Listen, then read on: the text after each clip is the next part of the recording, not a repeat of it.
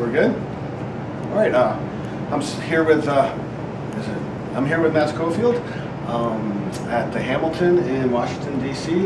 About an hour or so before you hit the stage. Yeah. Doing a quick little interview for loudguitars.com, and I really appreciate your time. My pleasure. And I think the audience also will really appreciate hearing what you have to say. Primarily, I think I'd like to understand the gear that you use. Yeah. Which is, everyone is very interested in the guitars, the amps, and I know there's maybe an interesting side story about your amplifier tonight. Yeah, my amp blew up last night, so I'm not even using my amp tonight. The interesting thing being, it's not going to sound that different, only to me. So I mean, that's the big thing with gear for me is, obviously I'd rather have my own two-rock signature amp, which is great and amazing, and I love it. But I'm using what was available. A good friend of mine, Glenn, lent me his amp. He lives nearby, and so we're going to work with that and play some music, which is what it's about. You know? Yeah. So what happened to the amp? We don't know yet. I changed all the valves out, and things happen. It's done a lot of traveling, and on airlines and in the van on this tour. So sometimes things happen, and we're traveling very light on this tour. So no spare parts. Well, spare set of valves for everything, but when it gets down to things like output transformers, and I know enough to be dangerous, but I'm not about to go in there soldering away. So it's going home to the boys at T-Rock, and they can give it once over. Yeah, well, that's what happens. That it's life on the road. The main thing for me about gear is that it works and that it inspires me. Hopefully, it ends up sounding good to other people. But I read a great line on your website that said, here's the list of my gear, but please keep in mind that it doesn't really matter what gear you're using. It's about how it sounds and how it feels. It's about, first of all, it's about inspiring me to go somewhere with the music, and ultimately it's a means to an end. So that's the thing. So, every night someone comes up and goes, "That amp sounds amazing," and the amp, well, it does sound good as long as somebody's playing through it. Otherwise, it doesn't sound like anything at all. So that's that. I know it sounds kind of a little aggressive about that, but it really means nothing unless somebody's playing something that sounds good through the amplifier. Mm-hmm. And it does all start with your concept of tone, what you want to get, what you want to hear, and creating that whole loop between you and the equipment. You can't just go out there and get an amp and it'll make you sound amazing. What goes in is what comes out at the end of the day. And you have an amazing tone. Can you tell us a little bit about your theory about your tone and how you found it? It's just trying to please my ear. It's slightly selfish, really. I mean, it seems that other people like it as well, but I don't. That's not my concern. My concern is that I enjoy and I'm inspired by what I'm playing from the equipment, and that it gives me what I need to then be inspired to make music. So it's that way around for me. The right way. Forward. And I love nice guitars and amps, and like I say, I love my T-Rock amp when it works, and my SVL guitar. It's great and it's inspiring, but really, ultimately, I want them to be out of the way. Then once we go on stage, they hopefully are just a medium with which to present the music. You see what I mean? So it's nice that people like the tone. That's great, because that's what draws me to a player as well.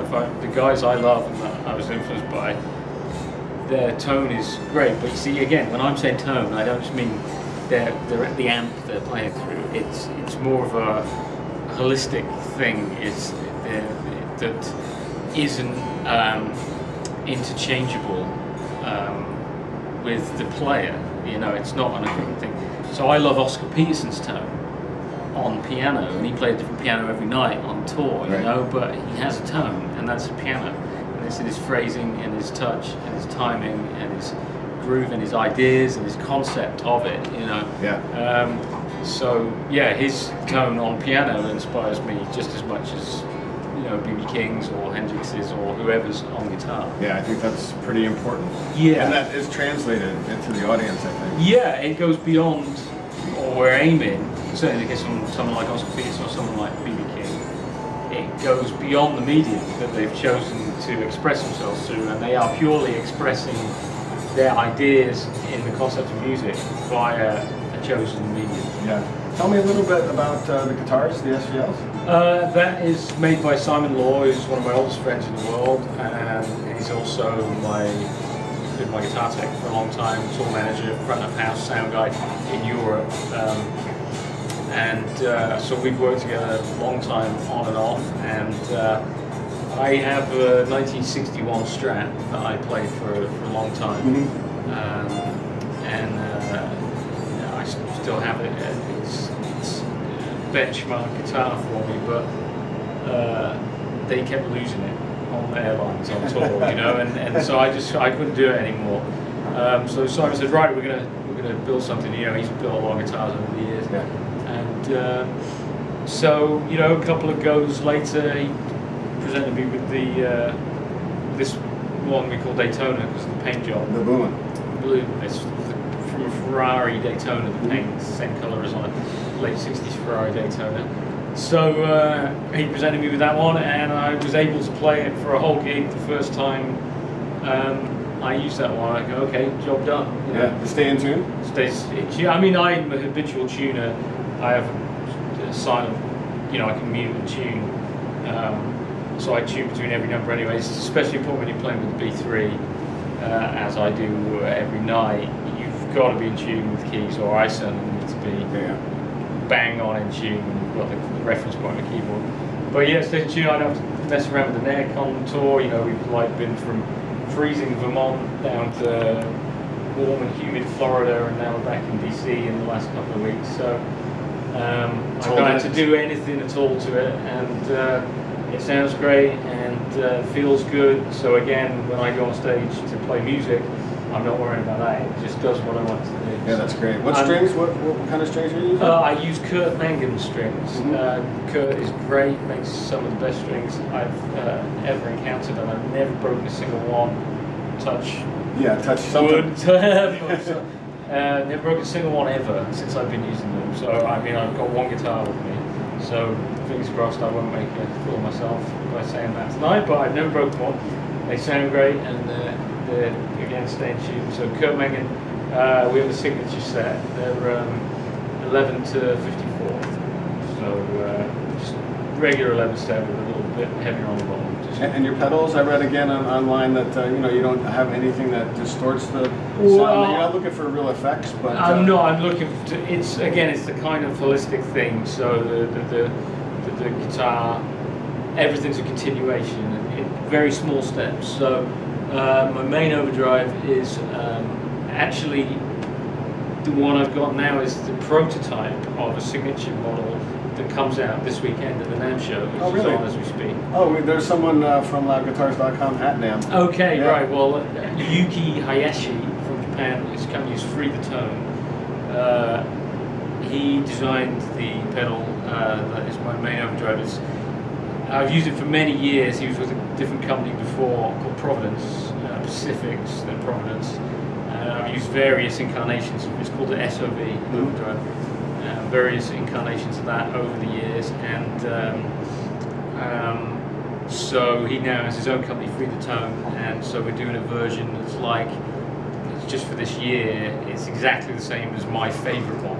So I had a particular favourite one that he made a few years ago that you couldn't get one that sounded exactly like that one. It was an early version. Right. So I've used that one for years. So that's just coming out. It's going to be available this year, which is kind of cool. Yeah. So yeah, that's neat. Yeah. So that's my main overdrive sound, the thicker overdrive. But again, I mean, I've only got like the gain like 10, 11 o'clock. It's not. I'm using a lot of gain. I set the amp.